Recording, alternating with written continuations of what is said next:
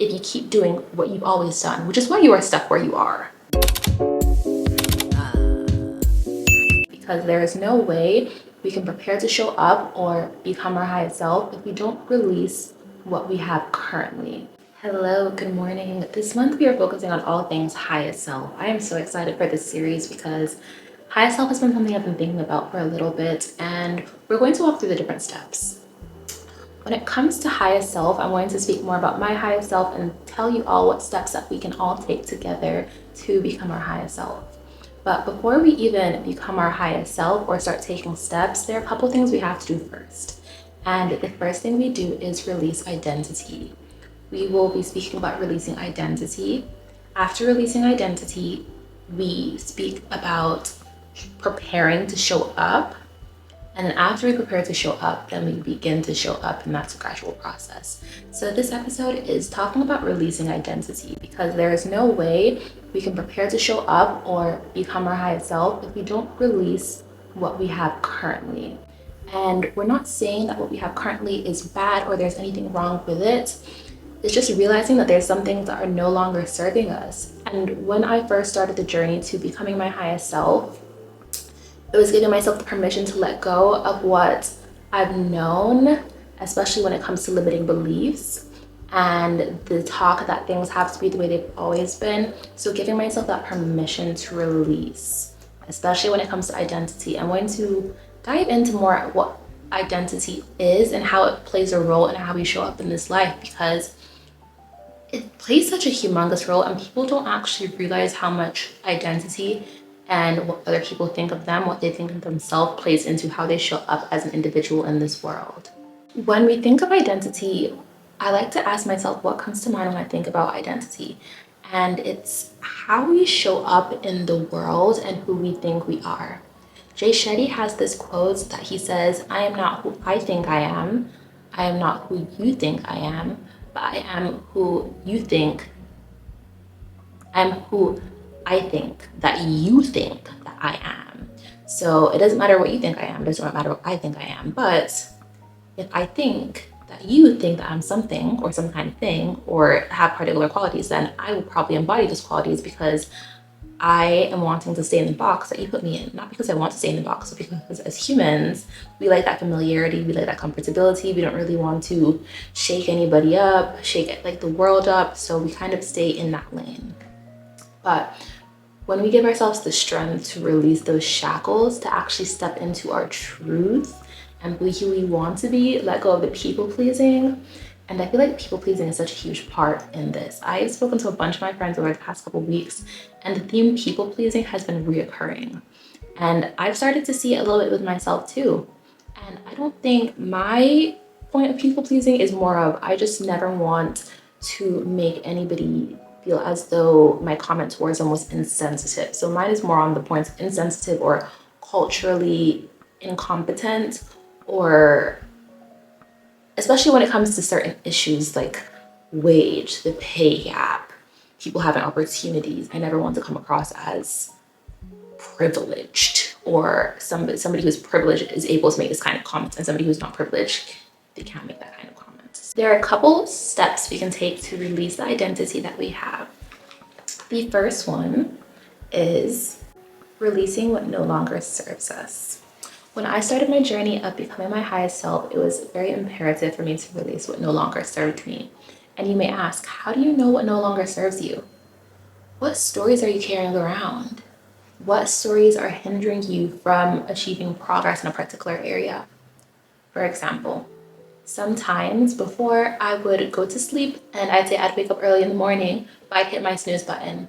That's saying that, oh, I'm lazy, or I always hit my snooze button. Those are limiting beliefs. They are you giving yourself an identity that you don't want to break out of. And so you're not going to break out of things. Or when it comes to creating TikToks, my classmates would be like, oh, like I love your TikToks. And they'd be like, oh, I can never do it because I'm too lazy or it's too hard. You are boxing yourself into identity. You're saying it's too hard, I'm too lazy. So you are creating, that's a limiting belief that you are creating for yourself. You haven't really, maybe you've tried it a couple of times and you're just like, okay, this takes a long time, but you are perpetuating those beliefs. Think about it this way. Sometimes, have you ever heard somebody say something is easy? And you may not have thought it was easy, but they thought it was easy. So you went ahead and did it. And because they thought it was easy, your brain is already programmed that it's easy.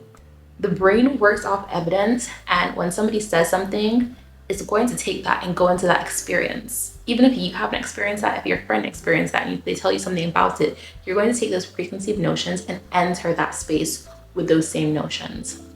And this can be like, I'll talk about what my mom told me. My mom told me that men can never give something for free, or you can never get anything for free, basically. She told me you can't get anything for free, that people always want something. So I can take that into my daily life, and when people do sweet things for me, I can think they want things. But I decided to let go of that limiting belief, and I experience when I go out, like people doing really kind things towards me and not wanting anything.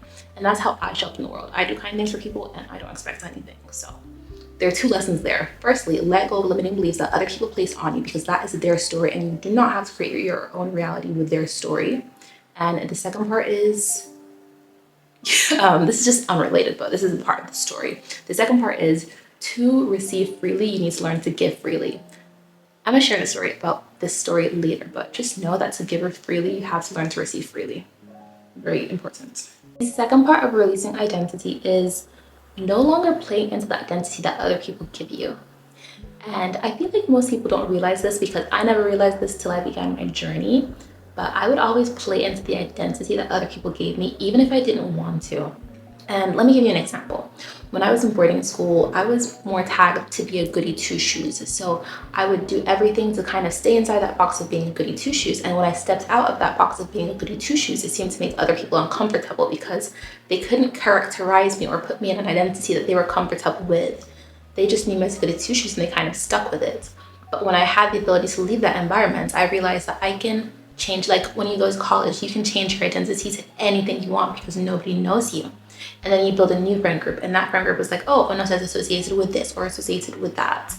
And so we continue to do things that are associated with that particular thing. And we think we let other people down when we don't stick to their thoughts about us. You don't have to be digestible for others. You don't need to be characterized inside a box. Even if it's your friends, you don't need to be stuck inside something because somebody said something. You have the permission to change your identity at any point in time. Let me give you an example. I went for this party on Friday, and personally, I am not able to drink heavy liquors anymore. And so when people are like, oh, do you drink? I just say no, because it makes it easier. I don't have to explain what happened. I don't have to explain that I will drink light things like ciders or beers or wine, but I don't drink heavy alcohol. I just say no because it keeps it short and sweet. We can keep moving on. So I went to this party and somebody was like, oh, like everybody was having shots, and everybody was like, where's Onosa's shot? And somebody said, oh, Onosa doesn't drink. And there was somebody that was new to the group, and they're like, oh, like you don't drink? You've never drunk? And all I said was, no, I don't drink. But in that point, I felt like I was boxing myself, because somebody else was like, oh no, I've seen her drink before. And I just, when you just want to keep the conversation short and sweet, I kind of felt boxed by that, no, I don't drink. But, which means, so with that, no, I don't drink, if I go into another space with these same people, I'm going to feel like I have to stay with the conception that I don't drink. So I will not drink, even if I want to drink something. When at the root of things, I can always change my identity. I can drink because I'm not boxed into something. By the way, y'all, if you're curious if I drink, I can't do heavy liquors. I can't do spirits. Since I started my spiritual awakening, my body's like, I will miss you if you try that. So I've been sticking away from it. That's that story for that. But back to what I was actually talking about. With sticking to the identities, it stays more digestible for others. We feel like we're betraying their trust if we leave that identity. So if somebody's like, maybe when it comes to something like jujitsu, I'm more of a girly girl, and so as my friend, you may assume that I won't like jujitsu, but that's the identity you gave to me, a girly girl who does not like jujitsu. You never came to me and asked me, you never said, let's try this out. But because your friend came to you and they said, you're a girly girl, you don't like jujitsu, or I don't think you would like this, how do you know I wouldn't like? And I do see that sometimes we put people into identities to kind of characterize them in our head, but it leaves them inside a box, and it hurts. It's hurtful for other people who want to break out of that kind of identity. We create identities for ourselves too. And this can look like you saying, I don't do this kind of thing, or I don't go to the bars. We never said that when you go to the bars, you have to drink. You're just going to the bars to meet people, maybe. But when you box yourself into identities, I don't do this, or this is the way things have always been done, then you're never going to step out of that box. You're never going to go to new places and have a change in your mindset, have a change in the people that you see, have a change in your worldview if you keep doing what you've always done, which is why you are stuck where you are. So giving yourself the grace to change your identity, and honestly, you can release identity if you want, but from a human point of view, from the mind that thinks that we have to be an identity and works better with being able to characterize things, we can say we will change our identity. And giving ourselves space to try anything. There is nothing that is associated with you. You can be associated with anything. And other people may create that box for you, or you may create that box for yourself. But at the end of the day, if you don't give yourself permission to grow and to change your identity, you can't expect other people to do the same for you. And it may be hard, it may be challenging to take that leap out of the identity you have placed on yourself or other people have placed on yourself, but you'll be better at the end of the day for it. When it comes to the concept of identity, changing your identity or releasing your identity, I read this book and the book was speaking a lot about identity. That's how I started working in identity work and finding out more of what it does. But with the identity, it makes it easier for us to characterize people, put them inside boxes, or kind of group them in our head with similar people. So if you're having a party and you have multiple sets of friends, you'll be like, okay, this set of friends can come for this party. I don't want this set of friends to mingle with this friend. And you're basically characterizing them by certain characteristics of them, which makes it easier for you to navigate life. But at the end of the day, it's harmful for yourself because if you're doing that to others, you're probably doing it to yourself too. You are a multidimensional, multifaceted human being. There's nothing within your reach that you can't not do. So I need you to give yourself the space to step out and release identity, because identity is tied to ego too. And I'm not even going to talk about ego in this video, but just know that you have the power to release identity. It's the most beautiful thing to release identity, because once you release identity, and I'm not talking about changing is something else. Changing is changing identity, but when you release identity, you are not associated with one thing, and in your brain, you are associated with everything, because everything's interconnected. So you can do anything. There's nothing that you won't inherently do. Obviously, like when it comes to something that's wrong, that's like a whole different ballgame, but like at the core of things, there's nothing you won't inherently do, and there's nothing that you can't be associated with. So you give yourself a wide horizon to try many different things, to go to many different places, to dabble in many different sports, to expand your worldview, to expand your knowledge. And it's just the most beautiful thing, because you are not tied down to one thing. You have released what has kept you in a place. And I know the world makes you think that you need to be in a place, you need to be characterized by something, but you don't. So they just try to make it more digestible to people. And at the end of the day, you don't have to be digestible to others. And that's okay. Other people might be confused about you, but it doesn't matter. You are living your truth. And at the end of the day, the most important part of this whole thing is that you need to live your truth. Okay. The last thing that you do when you release identity is you make the mindset shift. The mind is a powerful place. The mind can be your best friend, or it can be your greatest enemy. So you have to make that mindset shift within you. You have to start releasing limiting beliefs. And nobody ever said this was easy. This will take some shadow work. This will take you going deep and digging to find out, where did this belief even come from? And why do I feel this way about something? And I'll just quickly say what I do when I have limiting beliefs and how they come up. My limiting beliefs mainly come up when things trigger them. That's how you know that you have a limiting belief. Something triggers it, and you're like, why do I feel this way? And then you start to go down and you ask yourself, why? So you get to the roots. And usually the root is something that happened in childhood. So you gotta get to the roots.